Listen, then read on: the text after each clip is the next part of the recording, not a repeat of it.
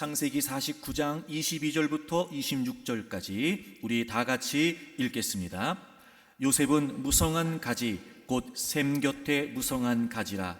그 가지가 담을 넘었도다. 활 쏘는 자가 그를 학대하며 적개심을 가지고 그를 쏘았으나 요셉의 활은 도리어 굳세며 그의 팔은 힘이 있으니 이는 야곱의 전능자 이스라엘의 반석인 목자의 손을 힘입음이라. 내 아버지의 하나님께로 말미암나니 그가 너를 도우실 것이요 전능자로 말미암나니 그가 내게 복을 주실 것이라. 위로 하늘의 복과 아래로 깊은 샘의 복과 젖먹이는 복과 태의 복이리로다. 내 아버지의 축복이 내 선조의 축복보다 나아서 영원한 산이 한없음 같이 이 축복이 요셉의 머리로 돌아오며 그 형제 중 뛰어난 자의 정수리로 돌아오리로다. 아멘. 카피라이터 정철 교수가 쓴 사람 사전이라고 하는 책에 다음의 두 단어를 이렇게 비교해서 설명했더라고요. 1등, 남을 이김, 인류는 아닐 수 있음.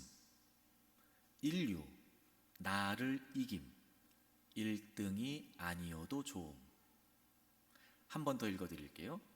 1등, 남을 이김, 인류는 아닐 수 있음. 인류, 나를 이김, 1등이 아니어도 좋음. 여러분은 어느 것이 더 좋다고 생각하십니까? 1등이에요? 인류예요? 타인과 견주어서 이기는 1등이 되는 것보다 나를 이겨서 인류가 되는 것이 저는 더 좋다고 생각합니다. 아니, 그것이 옳다고 생각이 됩니다. 1등은요, 끊임없이 타인과 경쟁합니다. 더욱이 어떤 방법으로든 남을 누르고 이기려고 하지요. 주위도 돌아보지 않습니다. 물론 정상에 오를 수는 있습니다. 하지만 씁쓸합니다. 그리고 주변에 아무도 없습니다. 쓸쓸합니다. 인류는 오히려 자기와 끈질긴 싸움을 통해서 자기 한계를 극복하고 보다 바른 삶을 살기 위해 고군분투하지요. 성장만이 아니라 성숙을 도모하게 됩니다. 두루두루 주변도 살핍니다. 꼭 정상에 오르진 않을 수도 있습니다. 하지만 많은 사람들과 함께하고 또 그 많은 이들에게 도전과 용기와 감동을 주기도 합니다. 1등을 목적으로 살지 말고 인류를 목적으로 살았으면 좋겠어요. 1등을 향해서 발버둥 치기보다 인류를 향해서 몸부림치는 삶을 살았으면 좋겠어요. 특히나 여러분, 하나님의 사람들은 1등이 아니라 인류를 추구해야 됩니다. 왜냐하면 우리의 신앙은 나 자신만을 위한 이기적인 믿음이 아니기 때문에 그렇습니다. 당연히 우리 주변에 그리고 또 다른 사람들에게 그리스도의 선한 영향력을 끼쳐야 되며 하나님의 영광을 드러내야 하지요. 그러므로 1등이 아니라 인류의 삶을 추구하는 것이 저는 성경적으로도 옳다고 생각이 됩니다. 사랑하는 교우 여러분, 1등을 목적으로 살지 말고 인류를 목적으로 사십시오. 저는 여러분의 가정이 1등 가정이 되기보다는 인류 가정이 되었으면 좋겠습니다. 우리 교회가 1등 교회가 되기보다는 인류 교회가 되었으면 좋겠습니다. 그렇게 봤을 때 여러분, 1등이 축복일까요? 인류가 축복일까요? 하나님께서 주시는 축복은 1등일까요? 인류일까요? 야곱은 세상을 떠나면서 이스라엘 12지파의 기원이 된 자신의 아들들에게 각각 다른 유언을 남기지요. 그 메시지는 예언적 축복이 됩니다. 물론 12아들 모두를 축복했던 건 아니었습니다. 야곱은 각 아들들의 죄와 선행을 낱낱이 드러내고 그에 따른 저주와 축복을 하게 됩니다. 그리고 이것은 자손들의 후손들의 장래의 예언이 되기도 했습니다. 오늘 우리가 함께 읽은 내용은 그 12아들 중에 요셉에 대한 야곱의 축복입니다. 요셉은 야곱의 대를 잇는 장자의 위치에 있었습니다. 물론 야곱의 장자는 르우벤이었는데 그가 아버지의 첩인 비라와 동침을 한 관계로 장자의 명분을 상실하게 되고 역대상 5장 1절에 보게 되면 그 대신 장자의 명분이 요셉에게로 돌아가게 됩니다. 지금 요셉은 장자로서의 축복을 아버지로부터 받고 있는 거예요. 그 축복의 내용이 이랬습니다. 오늘 본문 25절을 보실까요? 25절. 네 아버지 하나님께로 말미암나니 그가 너를 도우실 것이요 전능자로 말미암나니 그가 내게 복을 주실 것이라. 아멘. 여러분 저를 보세요. 하나님께로 말미암았다, 하나님께로 말미암았다, 하나님께서 복을 주신다 이렇게 돼 있어요. 여러분 복을 주시는 분은 하나님이세요. 이 말이 무슨 말일까요? 여러분 복을 주시는 분이 하나님이시다, 이 말이 무슨 말일까요? 하나님께서 주신 것이 진짜 복이에요. 그러니까 우리는 복만 원할 수 있을 때, 우리는 단순히 축복만 원할 수 있을 때, 여러분 하나님이 주시는 복이 진짜 복이에요. 계속해서 성경을 보실까요? 하나님께서 요셉과 요셉 지파에 이런 복을 주세요. 그가 내게 복을 주실 것이다. 첫째, 위로 하늘의 복과, 위로 하늘의 복과. 하늘에서 내리는 모든 혜택들을 말합니다. 예를 들면 햇빛, 비, 이슬, 이렇게 하늘로부터 주어지는 모든 혜택을 말해요. 위로 하늘의 복.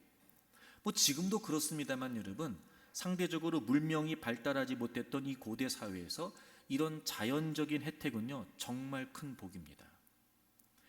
요즘처럼 이때는 뭐를 예측하거나 예상할 수도 없었고 그런 것들을 인위적으로 조정할 수 있는 기술들도 없었거든요. 그렇기 때문에 그냥 하늘에서 주어지는 대로 받을 수밖에 없었어요. 그런데 하나님께서 요셉에게 위로 하늘의 복을 주셨어요. 사랑하는 교우 여러분, 여러분에게 여러분의 가정에 위로 하늘의 복이 있기를 바랍니다. 아래로 깊은 샘의 복이 있대요. 하늘 위 이렇게 되어 있고 아래 이렇게 되어 있는 걸 보면 이건 땅이에요. 깊은 샘, 이게 뭐냐면 땅 속에 있는 물의 근원들을 가리키는 거예요. 우리가 잘 알고 있는 것처럼 이 팔레스타인 지역은 물이 풍부하지 않아요. 그런데 하나님께서 요셉과 요셉 지파에게 깊은 샘의 복, 즉 물의 근원을 복으로 허락해 주셨어요. 다시 말해 물을 풍부하게 사용할 수 있다는 거예요. 여러분 이건 역시 이 당시에 큰 축복이지요. 물을 넉넉하게 쓸 수 있다는 거. 아래로 깊은 샘의 복, 여러분에게도 여러분의 가문에도 있기를 바랍니다.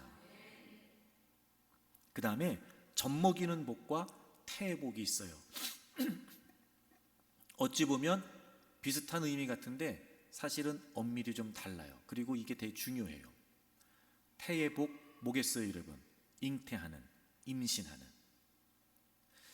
그런데 여러분 임신도 중요한데요, 진짜 중요한 게 뭐예요? 정상적으로 출산하는 거예요. 아마 좀 이렇게 연세가 있으신 분은 아실 거예요. 예전에는요 아이들을 낳으면요 낳기도 낳는데 죽기도 많이 죽었다 그래요. 그래서 뭐 원래는 10형제였는데 지금 뭐 넷만 남아있다 뭐 이런 거.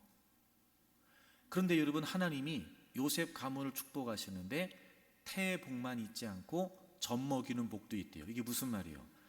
임신을 하고 정상적으로 출산을 하는 거예요. 그러니까 젖을 먹일 수 있는 거잖아요. 그러니까 기를 수 있는 거잖아요. 이렇게 요셉 가문에 하나님께서는 젖 먹이는 복과 태의 복을 주셨어요. 여러분, 이게 왜 복일까? 이게 왜 복일까? 이 고대 근동 사회는요, 경제력과 노동력은 직결됐어요. 이때는 모든 일을 사람이 했어요. 기계가 하는 게 아니었단 말이에요. 뭐 요즘처럼 여러분 막 기계로 씨를 뿌리고 막 비행기로 막 농약을 뿌리고 이런 시기가 아니었단 말이에요. 그러니까 모든 일을 다 사람이 해야 됐어요. 그러니까 사람이 많으면 그만큼 경제적으로 풍요로울 수 있는 조건이 되는 거예요. 왜 태의 복과 젖 먹이는 복이 진짜 복이 되느냐? 그렇게 자손이 번성하는 것은 당연히 경제력과 직결된단 말이에요. 위로 하늘의 복, 아래로 깊은 샘의 복, 젖 먹이는 복과 태의 복. 이야, 여러분, 요셉과 요셉 지파에 하나님께서 주실 수 있는 복을 다 주신 것 같아요.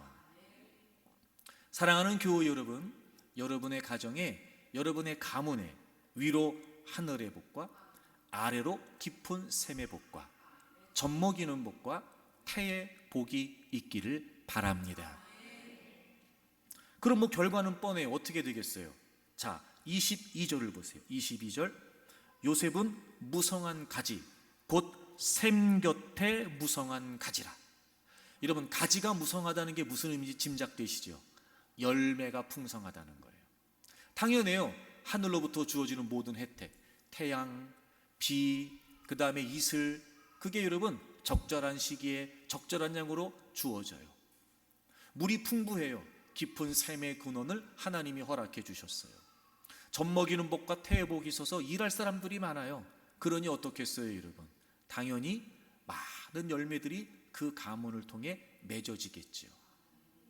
무성한 가지, 풍성한 열매, 그렇게 요셉과 요셉의 가문이 복을 받아요. 자, 제가 서두에 설명드렸어요. 이 복을 누가 주셨어요? 하나님께서 주셨어요. 하나님께서 주시는 축복을 하나님의 축복으로 이해해야 돼요. 하나님께서 주시는 축복을 나의 축복으로 이해하면 안 돼요. 하나님께서 주시는 축복은 하나님의 축복으로 이해해야 돼요. 하나님께서 주신 축복을 하나님의 축복으로 이해한다. 여러분, 그 결정적인 키워드가 오늘 본문에 나와요. 자, 위로 하늘의 복과 아래로 깊은 샘의 복을 주셨고 젖 먹이는 복과 태의 복을 주셨어요. 그래서 풍성한 열매들을 맺는 그런 가문이 됐어요. 자, 하나님께서 복을 주셨어요. 그럼 이걸 어떻게 하나님의 축복으로 이해한다는 걸까? 다시 본문 26절을 보세요. 26절, 그렇게 요셉이 복을 받았어요. 26절, 네 아버지의 축복이 내 선조의 축복보다 나아서 영원한 산이 한없음 같이 이 축복이 요셉의 머리로 돌아오며. 하여튼 여러분, 이 본문에 기록된 대로 그 모든 축복들이 여러분의 머리로 돌아오기를 바랍니다. 그리고 그런 복을 받은 요셉을 지금 뭐라고 다시 설명하냐면, 그 뒤를 보세요. 그 형제 중 뛰어난 자의 정수리로 돌아온다. 요셉을 지금 뭐라고 다시 언급하고 있어요? 뛰어난 자, 뛰어난 자. 이런 놀라운, 이런 풍성한 하나님의 축복을 요셉이 받았어요. 그 요셉의 가문이 받았어요. 그런 요셉을 이렇게 지칭해요. 뛰어난 자, 이렇게 지칭해요. 여러분, 여기에서 뛰어나다는 말이 어떤 의미일까? 우린 보통 뛰어나다 그러면 떠오르는 이미지들이 있어요. 사실 대개 우리는 뛰어나다 그러면 1등 생각합니다. 1등. 여러분, 여기서 뛰어나다는 말은 무슨 말이냐?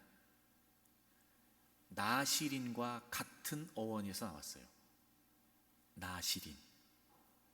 그래서 여러분, 우리가 금요기도회 때마다 지금 살펴보고 있는데 신명기 33장에 보면 모세가 죽기 전에 이스라엘의 12지파를 축복하는 내용이 나와요. 거기서 요셉을 축복할 때 뭐라고 축복했냐면 구별한 자, 이렇게 축복됐어요. 구별한 자. 신명기 33장에 나오는 구별한 자라고 하는 말과 창세기 49장에 나오는 뛰어난 자라고 하는 말이 같은 의미예요. 나시린이라고 하는 의미예요. 나시린.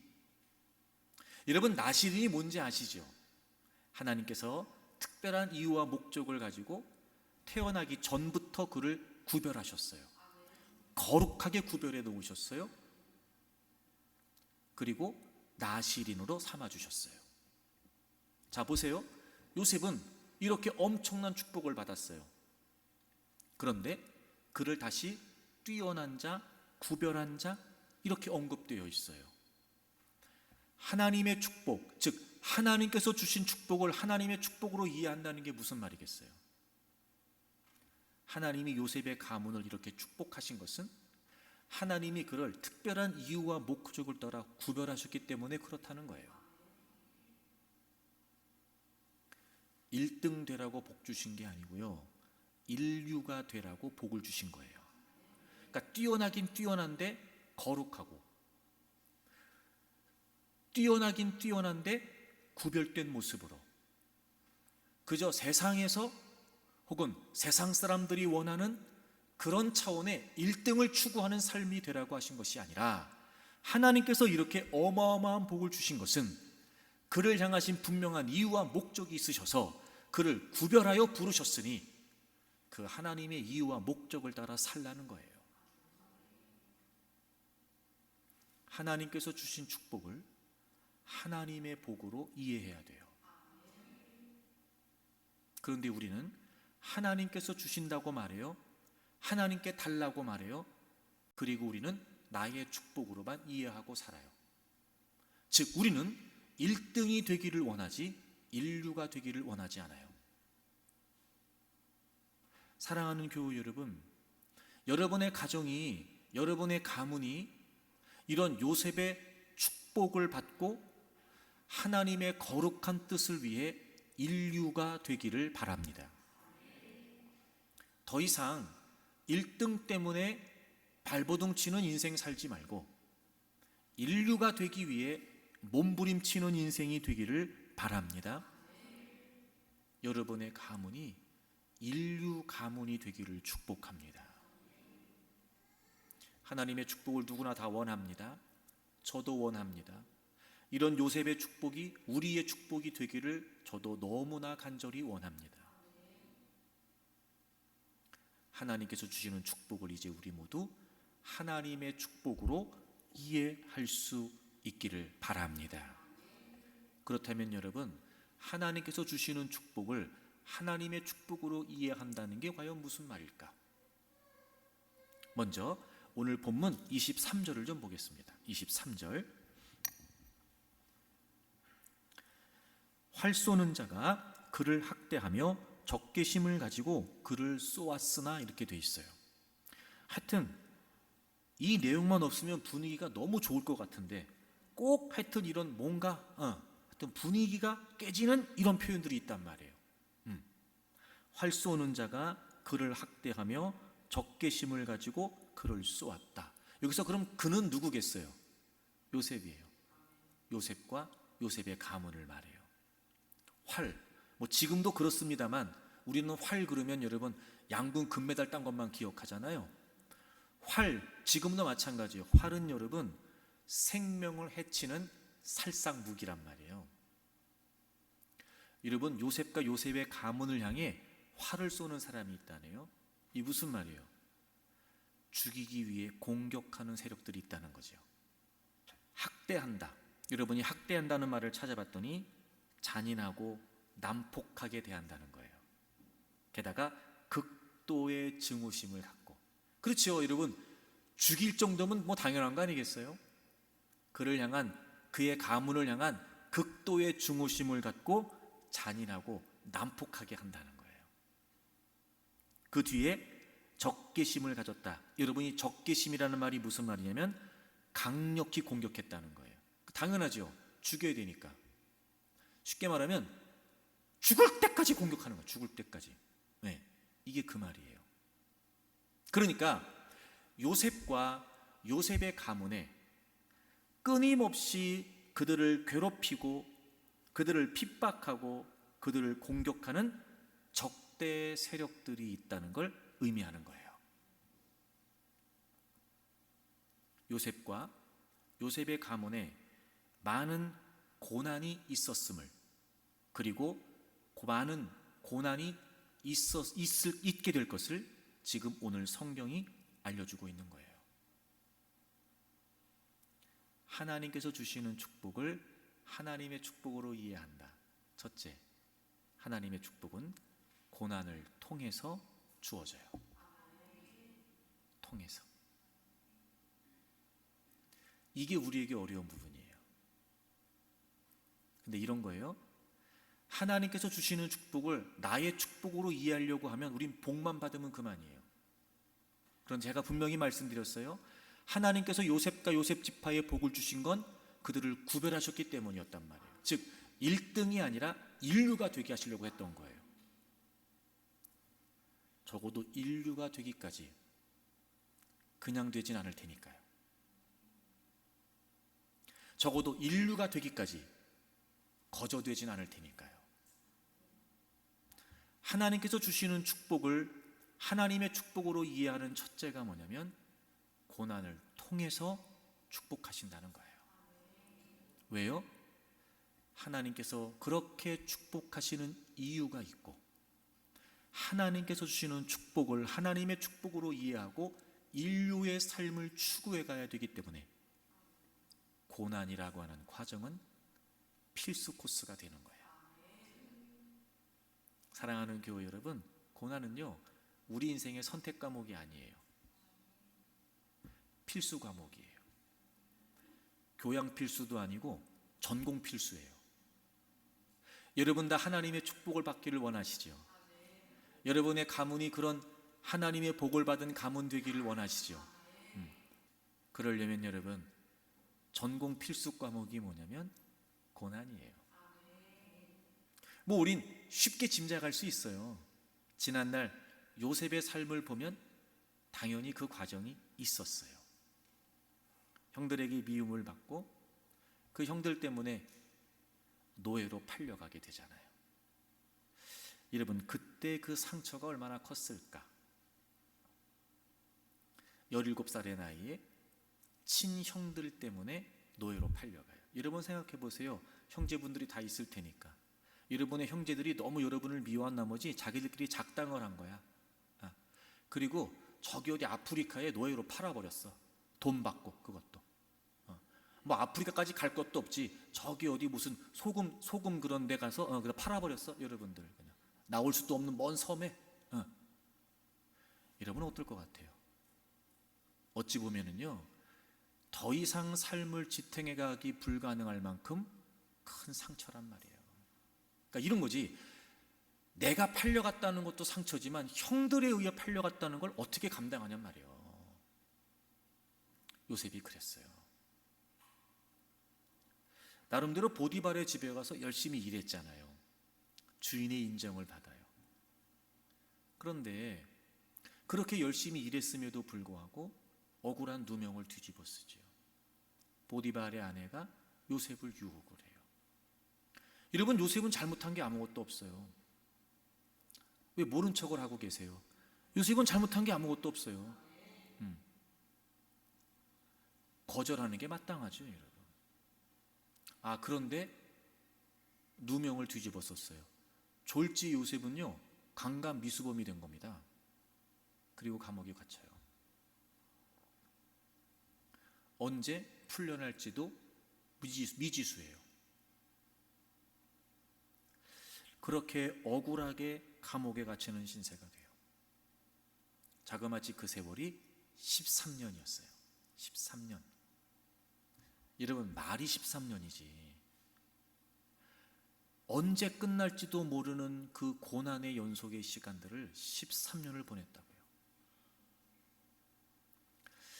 요셉이 그때가 얼마나 힘들었든지 총리가 되고 난 다음에 결혼을 하고 아들을 낳잖아요.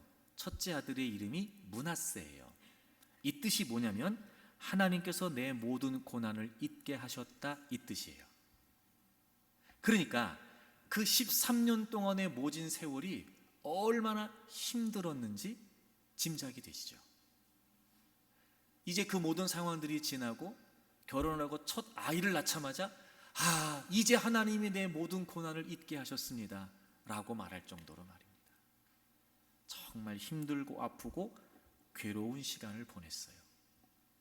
그런데 여러분, 그 고난을 통해서 하나님은 요셉을 축복하셨어요. 혹시 지금 여러분 개인적으로, 가정적으로 여러 가지 어려운 상황이 있으십니까? 여러분, 그것 때문에 원망하고 불평하면서 시간 보내지 마세요. 괜히 그것 때문에 여러분 더 불화하고, 괜히 그것 때문에 더 여러분 절망하거나 좌절하지 마세요. 하나님께서 주시는 축복을 하나님의 축복으로 이해하세요. 고난을 통해 복을 주시고 고난을 통해 우리 가정을 잘 되게 하실 거다. 저는 여러분들이 그런 믿음이 있기를 바라요. 나무가 열매를 맺는 것도 비바람을 맞아야 돼요. 추위와 더위도 견뎌야 되지요. 계절이 바뀌어가는 시간들을 다 감내해야 돼요. 열매 맺는 인생이 그냥 평탄하게 되는 게 아니란 말이에요. 그러니까 여러분, 저는 지금 여러분이 어떤 상황이 있다 할지라도 그래요, 힘드니까 힘들다고 하는 거예요. 괜찮아요, 힘들다고 하세요. 어려우니까 어려운 거예요. 어렵다고 하세요. 그럴 수도 있는 거죠. 너무 여러분 그런 상황들이 반복되면 막 이제는 지치는 거예요. 그럴 수 있어요. 그런데 여러분, 포기하지는 마세요. 지금 그 고난이라고 하는 과정을 여러분이 겪어가는 과정, 말 그대로 과정이니까 고난이 끝이 아니에요. 고난은 끝나지만 고난이 끝이 아니란 말이에요. 고난은 끝나지만 고난이 끝은 아니다. 그리고 여러분, 하나님은 그런 고난을 통해서 우리의 가정을 분명히 복되게 하실 거예요. 그러니까 괜찮은데 포기하지는 마세요. 포기하시면 안 돼요. 오늘 여러분이 어떤 상황 가운데 있다 할지라도, 남모르는 아픔과 괴로움 속에 있다 할지라도, 그렇잖아요. 남들은 다 괜찮은 줄 알아.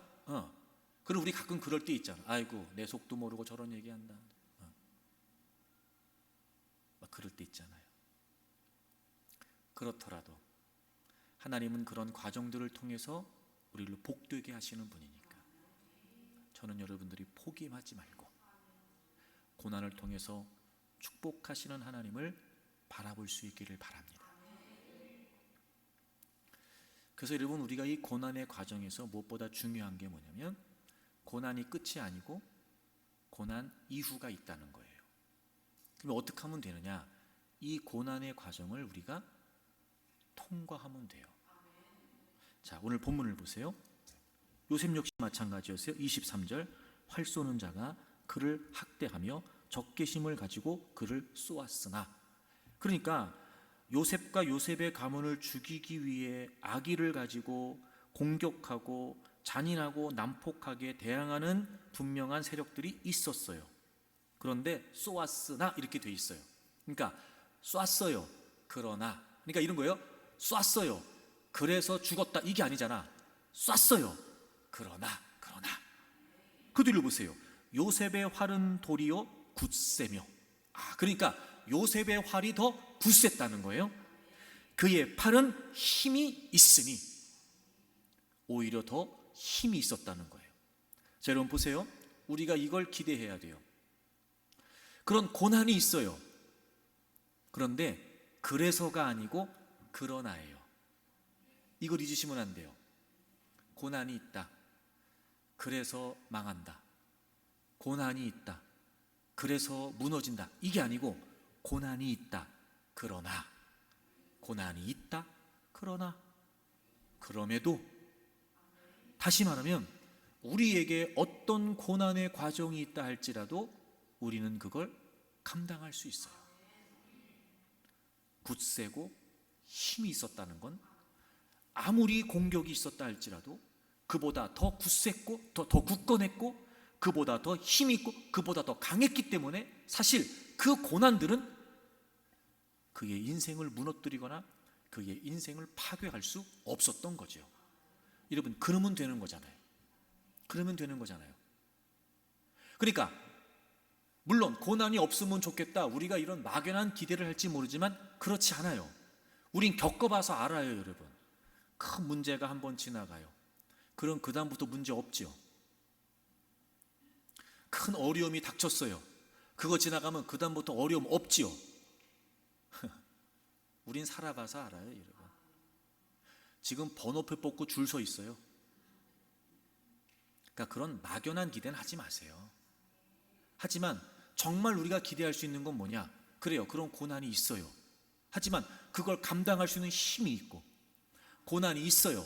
하지만 그걸 견뎌낼 수 있는 강력한 힘이 우리에게 있으면, 뭐 고난이 있으면 어떻겠어요? 오라 그래, 오라 그래, 오라 그래. 난 버틸 수 있어. 오라 그래, 오라 그래. 난 흔들리지 않아. 그러면 되는 거잖아요.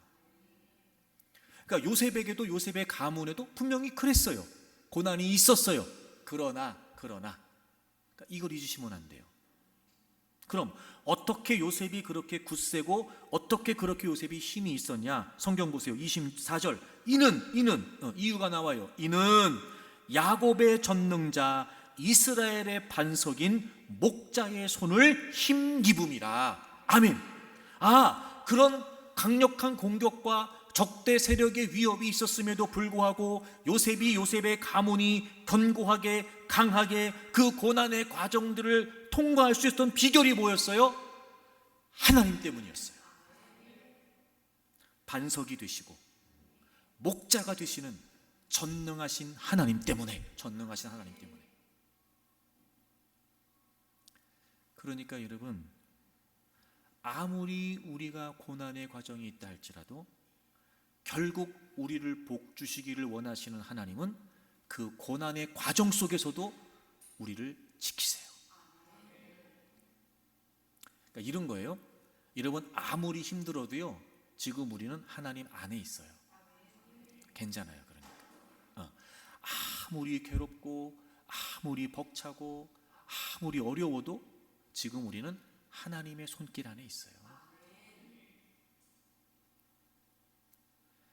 그러니까 하나님이 걱정하지 말라는 거예요. 제가 보기엔 그런 것 같아요. 왜 흔들리냐? 나를 흔들려고 하는 상황 때문에 흔들리는 게 아니고요, 우리의 반석과 목자가 되시는 하나님을 믿는 믿음이 흔들리니까 흔들리는 거예요. 하나님이 우리의 반석이시잖아요. 그렇죠? 즉 하나님이 우리의 삶의 기초가 되시는 거예요. 아무리 여러분 바람이 불고 지진이 나고 아무리 여러분 어떤 상황이 있어도요, 기초가 흔들리지 않으면 건물은 흔들리지 않아요. 그러니까 요즘은 여러분 지진을 견디기 위해서 내진 설계를 하는 거잖아요. 지진이 일어날 것을 예상하고 그 지진을 감당할 수 있을 만큼의 기초를 만드는 거예요. 그죠? 맞잖아요, 여러분. 그러니까 지진이 있어도 내진 설계가 되어 있으니까 그걸 감당할 수 있는, 그걸 견뎌낼 수 있는 기초가 있으니까 건물이 흔들려, 안 흔들려요? 안 흔들려요. 지진이 문제가 아니라니까 여러분.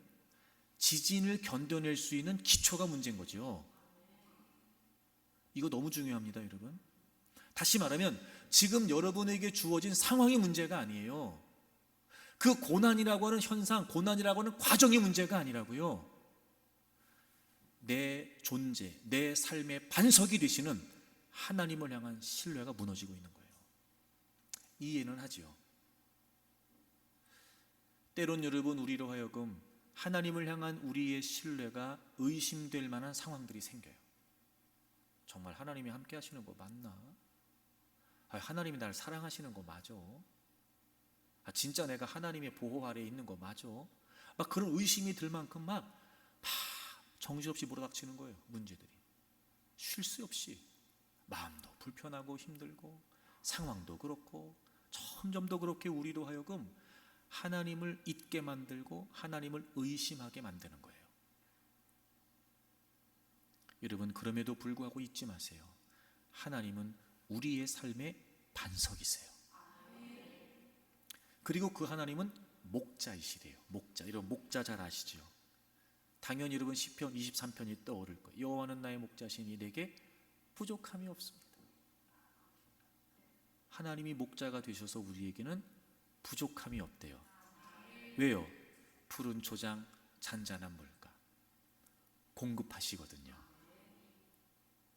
목자가요, 양을 위해 다 챙겨서 필요를 공급해줘요. 사망의 음침한 골짜기를 지나갈 때도 해를 두려워하지 않아요. 여러분 잘 들으세요. 사망의 음침한 골짜기를 지나가니까 해가 있겠어요? 없겠어요? 있지요. 해가 있어요. 근데 두려워하지 않아요. 왜요? 목자가 지팡이와 막대기로 인도해주고 지켜주니까요. 사망의 음침한 골짜기를 있으니까 위협이 있고 도전이 있고 공격이 있어요. 해가 있다고요. 하지만 목자가 지켜준단 말이에요. 공급해 주시고 인도해 주시고 보호해 주시는 목자 되신 하나님이 우리의 하나님이세요. 그래서 고난의 과정을 통과하는 거예요. 그런 걸 보면 여러분, 우리가 고난의 과정을 통과할 때 우리 힘으로 안 돼요.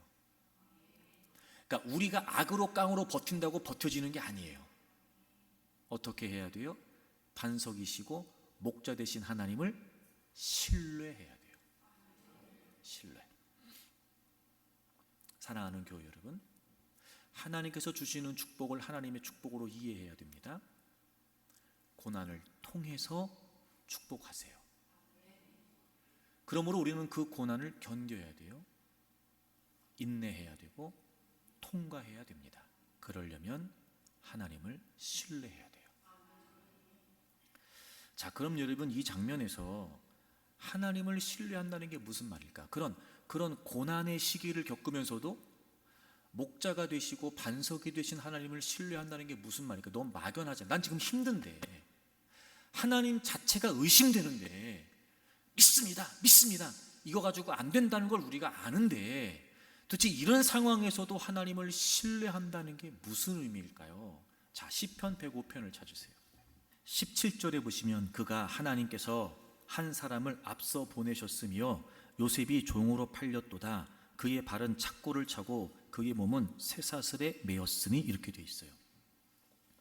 제가 여러 번 설명을 드렸어요. 여러분 간단히 말씀드릴게요. 분명히 요셉은 형들에 의해서 종으로 팔려갔어요. 그리고 종살이하고 옥살이를 해요. 근데 그걸 하나님은 뭐라고 설명하세요? 하나님께서 요셉을 앞서 먼저 보내셨다는 거예요. 요셉은 지금 13년 동안 고난의 시간을 보내고 있어요. 형들에 의해 팔렸어요. 종살이를 해요. 억울한 누명을 쓰고 옥살이까지 하죠. 그게 자그마치 13년이에요.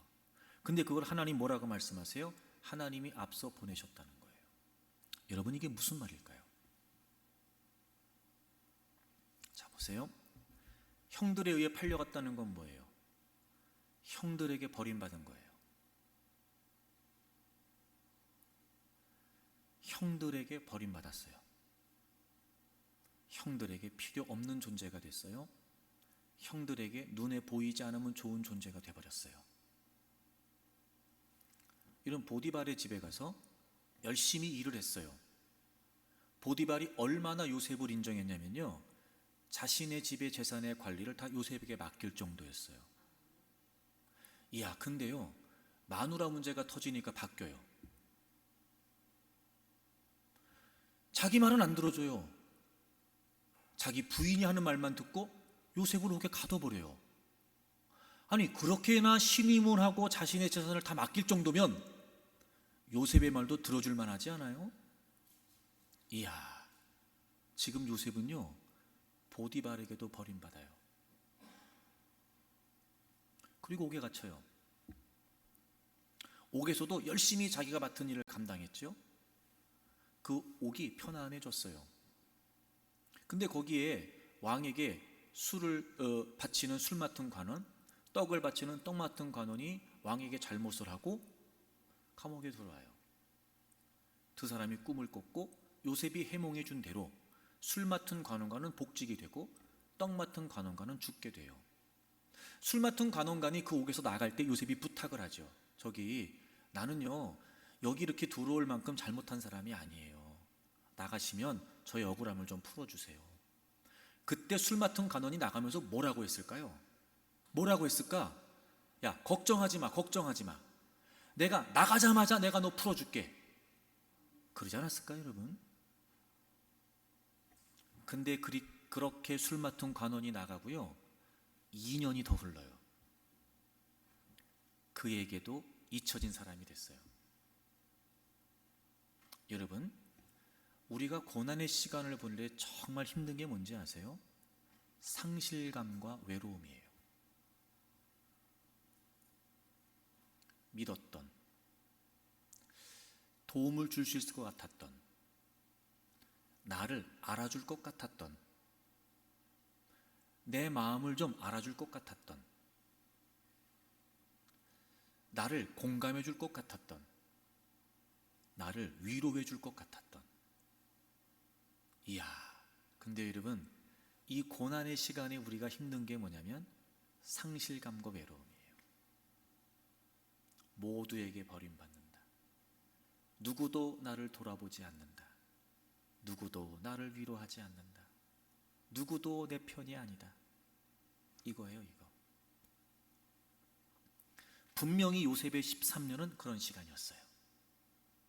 근데 그게 아니라 하나님께서 요셉을 먼저 보내신 거래요.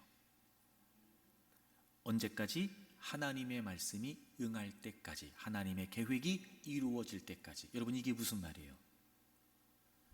형들도 버렸어요. 신뢰를 받았다고 생각했는데 주인도 버렸어요. 도와줄 것 같았던 떡 맡은 관원관도 외면했어요. 그런데요, 그 모든 시기가 하나님의 계획 안에 하나님이 먼저 보내신 시간이라는 거예요. 하나님은 요셉을 버리지 않으셨어요.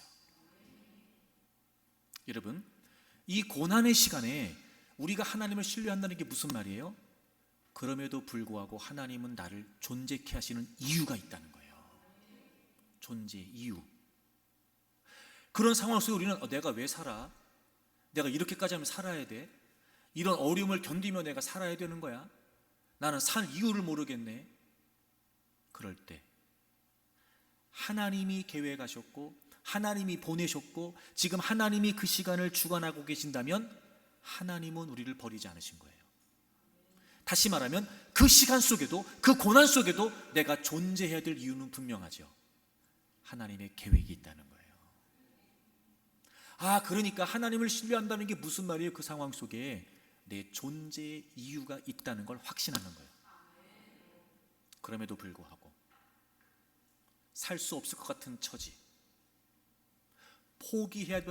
포기해야만 될 것 같은 그런 형편, 아니요, 이 고난의 시간들도 지금 하나님의 은혜, 하나님의 손길, 하나님의 계획 안에 있기 때문에 하나님의 관점으로 내 인생을 보면 내가 존재할 이유는 충분해요. 하나님의 계획이 이루어질 때까지예요. 하나님의 계획이 이루어질 때까지. 그러니 여러분, 어떤 상황 속에서는 여러분이 존재의 이유를 잃어버리지 않기를 바랍니다. 그래서 제가 포기하지 말라고 한 거예요.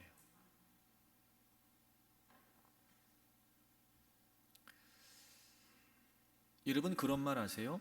못생긴 나무가 산을 지킨다. 그런 말 아세요? 못생긴 나무가 산을 지킨다.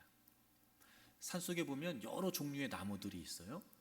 곱게 자란 나무는요, 목재로 쓰이기에 합당하잖아요. 그러니까 잘려나가요. 개수나무는 먹을 수 있어서 잘라요. 온나무는 쓸모가 있어서 벗겨요. 잘생긴 나무는요, 눈에 띄어서 잘려요. 그러니까 남은 나무는 쓸모 없어 남아있는 것처럼 보이잖아요. 그렇지 않아요. 근데 그 남아있는 나무들이 산을 지켜요. 그뿐만인지 아세요, 여러분? 남아있는 나무들은요, 수명을 다합니다. 잘리지 않으니까요. 다시 말하면 쓸모없는 건 없다는 거예요. 이게 자연의 이치예요. 여러분, 하나님이 만드신 자연의 이치가 뭔지 아세요? 무용지물이 아니라 무용지용이에요. 쓸모없는 것처럼 보이지만 쓸모 있다는 거죠. 그럼 그렇게 하나님이 우주 만물을 만드셨는데 다른 피조물과는 달리 하나님의 형상대로 지으신 우리 인간을 하나님께서 쓸모없게 만드셨을까? 천만에요, 여러분.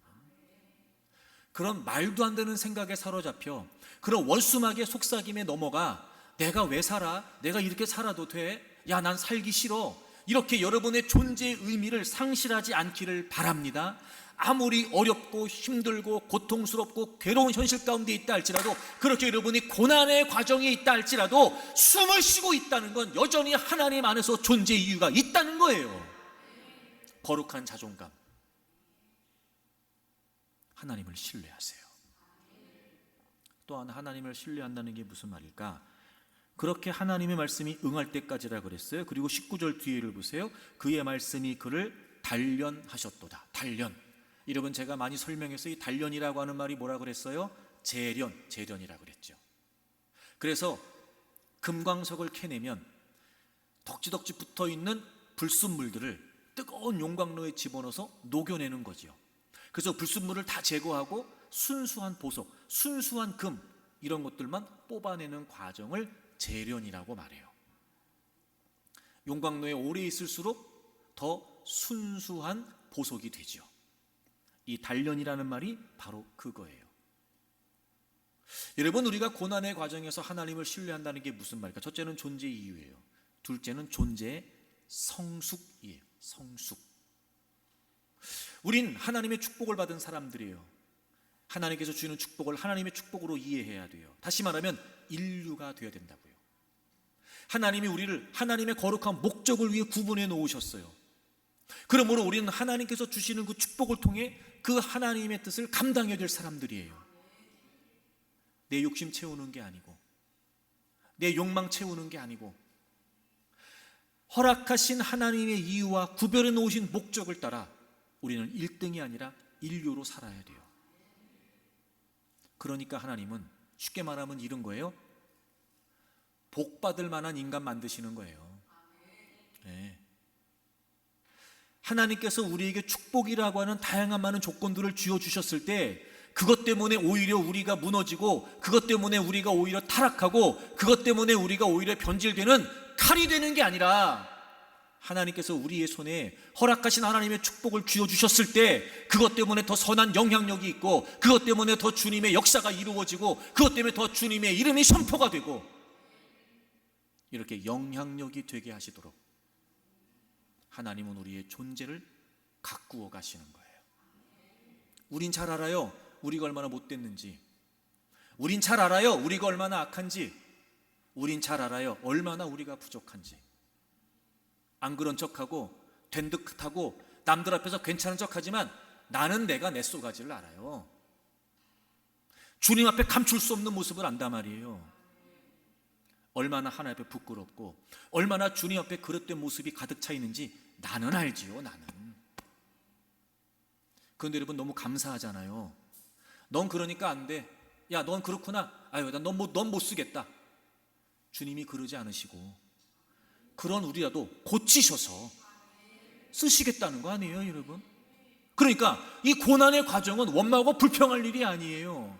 하나님을 신뢰함으로 존재의 성숙을 이루어 가신 하나님을 바라보게 되면요, 오히려 그 시간은 우리에게 감사한 시간이에요. 하나님 고맙습니다. 나 하나님 앞에 이거밖에 안 되는데 그날 버리지 않으시고 나 내치지 않으시고, 아이고 하나님 이런 어려움을 통해서라도 깨닫게 하시고 이렇게 부딪혀가면서라도 배우게 하시고, 야 하나님 너무 감사하네요. 너무 감사하네요. 얼마든지 그 고난의 과정을 존재의 성숙으로 이끌어 가시는 하나님을 신뢰하면서 통과할 수 있어요. 멋지잖아요, 여러분. 그러니 이 고난의 과정에서 저는 여러분들이 여러분의 목자가 되시고 반석이 되시는 하나님을 신뢰하기를 바라요. 존재의 이유, 존재의 성숙, 그리고 멋지게 고난을 통과해요. 그러면 하나님께서 요셉을 드디어 하나님의 때가 되었을 때 총리로 세우시고, 그를 통해 여러분 요셉의 가문, 야곱의 가문 전체를 지키시고, 입애굽하게 하셔서 출애굽하기까지 장정만 60만으로 번성케 하시고, 약속의 땅 가나안으로 이끄시고, 그 이스라엘 통해서 예수 그리스도가 이 땅에 오시고 모든 민족과 열방이 구원받을 수 있는 길이 열리고, 어마어마한 계획 속에 요셉이 한 모퉁이를 감당하잖아요. 사랑하는 교회 여러분, 하나님께서 주시는 축복을 하나님의 축복으로 이해하십시오. 여러분에게 여러분의 가정에 위로 하늘의 복과 아래로 깊은 샘의 복이, 젖먹이는 복과 태복이 있기를 바랍니다. 무성한 가지에 풍성한 열매가 있는 가문이 되기를 축복합니다. 그러나 1등이 아니라 인류가 되기 위해 추구하십시오. 고난을 통해서 하나님이 축복하세요. 그 시간 동안 우리는 철저히 하나님을 신뢰해야 됩니다. 하나님만 의지해야 됩니다. 존재의 이유를 잃어버리지 마세요. 존재의 성숙을 바라보세요. 멋지게 그 고난의 시간들을 통과하고 하나님이 예비하신 놀라운 축복 속에서 하나님의 영광을, 하나님의 이름을 드러내는 인류 인생, 인류 가문 되기를 축복합니다.